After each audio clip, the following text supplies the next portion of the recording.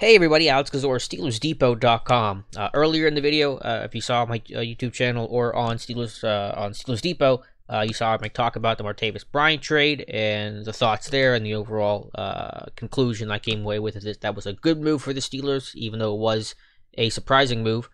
And now we're going to move on to the Steelers draft pick, because they drafted a guy in the first round, and it's funny that almost does not feel like the main storyline here with the Martavis Bryant trade and Ryan Shazier walking out on stage. But Steelers draft Terrell Edmunds, the safety out of Virginia Tech, in the first round, 28th overall.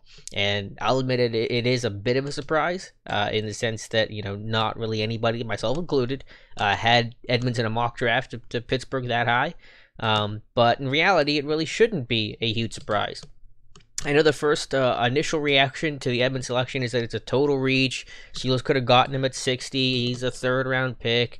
Honestly, that's not true. If you listen to some of the buzz about him lately, and I'll give credit to Jason Luckenfor, who, admittedly sometimes gets this stuff wrong, but he was dead on the money. And I think a week or two ago, he said that Edmunds was kind of sneaking into that first-round territory, and obviously that proved to be true. When I did my Steelers mock draft, the final one, I had Edmunds going in the second round, 60th overall, but I even wrote that it might be too low. He's probably going to go higher than that. In my complete full 7-round mock draft I do for every team, I had Edmunds going 36th overall to the Colts. So I viewed him, as in terms of where he was going to go, as a early to mid second round pick. And if you're Pittsburgh saying, this guy's not going to circle back to us at pick 60, let's get our guy now. And remember, and this is obvious, but I think people lose sight of it, what the Steelers board is not going to be necessarily what the draft community's board is. It's going to be different than my board, or Mike Mayock's board, or Mel Kiper's board, or Todd McShay's board. That has no bearing on the Steelers' evaluation. So to say that it's a reach, by whose standards? By somebody that's not in that scouting department, not in that war room? Are they going to follow? Is Kevin Colbert going to say, well, Mel Kiper has this guy's, whatever pick, so we can't do this. This is a reach. No, that's not how it works, obviously. So it's not a reach by their standards. That doesn't mean that we can't say things are reaches, and we can't say that this was a bad pick. We're not going to just devote ourselves to the front office and defer to them on everything, but just understand the process, and that just because he's conventionally viewed as a whatever pick, as a second, third rounder, does not mean the Steelers are beholden to that. So it's just to understand the process and how it works. To Edmunds himself, there's a lot to be excited about the pick. And again, I said this is a bit of a surprise, and, for obvious reasons, because not a lot of people expected it. But when you look at who Terrell Edmunds is, and the type of player that he is, and how perfectly that falls in line with what the Steelers do in the first round. I mean, you talk about guys that check every boxes. Really, if you think about it, in terms of this whole entire draft process, there were probably two guys that hit every single box in terms of what the Steelers typically gravitate towards, and who the guys they take in the first round, kind of what the makeup is. It was Terrell Edmunds, and it was Jesse Bates, the third from Wake Forest. You're talking Power 5, you're talking about a good athlete. Edmunds is a lot better athlete and higher upside than Jesse Bates. You're talking the Pro Day dinner and in the Pro Day visit where they sent the house to Virginia Tech. It was Colbert, Tomlin, Keith Butler, Olszewski. Olszewski obviously to see his brother Tremaine Edmunds, but Butler there to see both, and the rest of them to see everybody. And you're talking about a highly productive guy, a high character guy, the hearts and smarts the Steelers talk about. There is not, an underclassman. He's a redshirt junior, Edmunds is. He's young. He's 21 years old. You look at the underclassmen they've drafted in the first round in the past. Everybody but Bud Dupree, I think, for the last 6 or 7 drafts have been underclassmen. Obviously drafting, TJ Watt, underclassman last year, drafting Juju in the second round at 20 years old.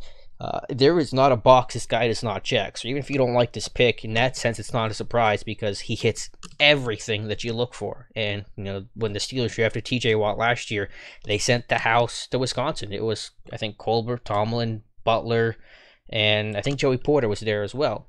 This year it's Colbert, Tomlin, Butler, and Olszewski again to see the linebacker. But you have, a lot of the big decision makers there. And if you go back to the Steelers.com video on their scouting process, they say when you have an A grade player, that's their highest grade, an A grade, it's going to be a minimum of 6 evaluations. There's going to be 3 scouts, the positional coach, which would be Tom Bradley, the coordinator, Keith Butler, and then Mike Tomlin, and Colbert oversees everything. So, whenever you see all those guys go to a pro day, that tells you that that's going to be part of the evaluation. So it's moving its way up the ladder. So now the position coach is evaluating. Now the coordinator is evaluating. Now the head coach is evaluating. Now the GM is evaluating. And that's how you get to an A grade. That's how you get to a Steelers first round pick. So Edmunds himself is a great athlete. Was he just under 6'1", 212, I think is what he is. Let me get the actual weight here if I can pull up the profile I have on him. 217. He weighed in at 6'1.5", 217. Who ran 4.47, jumped 41.5 inches in the vert, 10 something in the broad. I mean, some crazy numbers there. A hyper athlete's what the Steelers always look for, and it's a guy that's going to offer you versatility. And I see as someone that maybe will not start right away, but is certainly going to play in dime packages, and that's going to be an easy 250 to 300 snaps right there. And you talk about, the importance of dime. When is dime happening? When are you rolling out your 6 DB package? Well, it's going to be on 3rd and 5 plus. It's going to be in the 2-minute offense at end of half and end of game. Critical get-off downs for your defense. And the problem the Steelers have had for really the last 3 years when they become a dime-heavy team, as the league's kind of evolved that way, is that they have not had that dime guy, that 6th defensive back. The first 2 years, it was mostly Robert Golden, who was ill-equipped for that role. Last year, it was mostly William Gay, who I think was slightly better than Golden, but far from ideal. You want guys that can cover tight ends. You want guys that can move around, guys that can do almost anything you would ask of in your defense. And I think Edmunds has that potential. So whether in dime, that means Edmunds is going to play in that dime linebacker role and come down near the line of scrimmage. I think he can do that. Whether that means he's playing the free safety role and he's covering the deep half, I think he can do that too. So he's going to present the Steelers with options and versatility. You can go into camp, let guys battle it out, get a good feel for who's capable of doing what and who's excelling in what area. And of course, if there's injury, when you have that versatility and you have those options, you can plug guys in and not really miss a beat. Another thing that Colbert talked about, and this is something that's going to be hard for you or I to be able to tell, is the communication. And that was such a big issue for the Steelers last year. It was, to be frank, the number one issue last year was poor communication, and Colbert and Tomlin both praised his ability to communicate and said he had a big role in that defense and being able to communicate in the back end. So it's hard to disagree with them because we just don't know. We don't see it. We're not in a meeting and putting a guy like Edmunds on the board and figuring out his football IQ. But if that's true, and I assume that it is, that's of course critical for the Steelers defense. And for a young guy that's 21 years old, that's pretty impressive.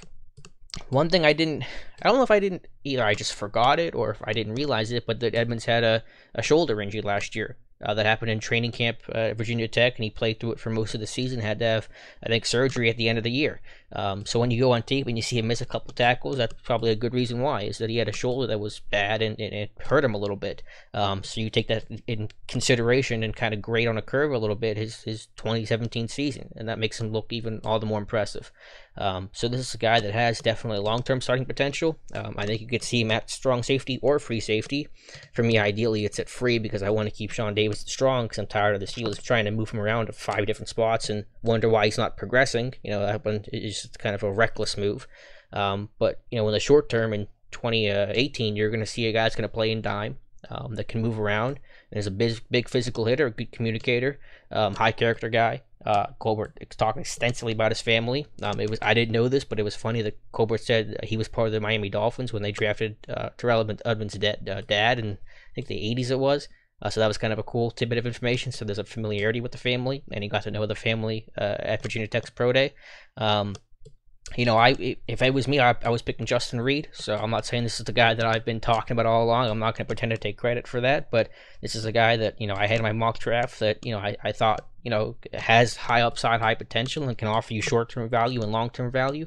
I'm not going to say that this is a pick that I love and have been angling for months and months, but it's one that I've circled and one I'm certainly not nearly as upset about as some Steelers Nation. But I think some in the Steelers Nation just have to watch this guy, learn more about him, rather than a knee-jerk reaction to where he's at on a draft board and say, well, this is how I feel about it because Mel Kiper or Mayock or, whatever guy you like and whatever guy's board you watch and follow says that he should have been this. I think just at least going with an open mind about him.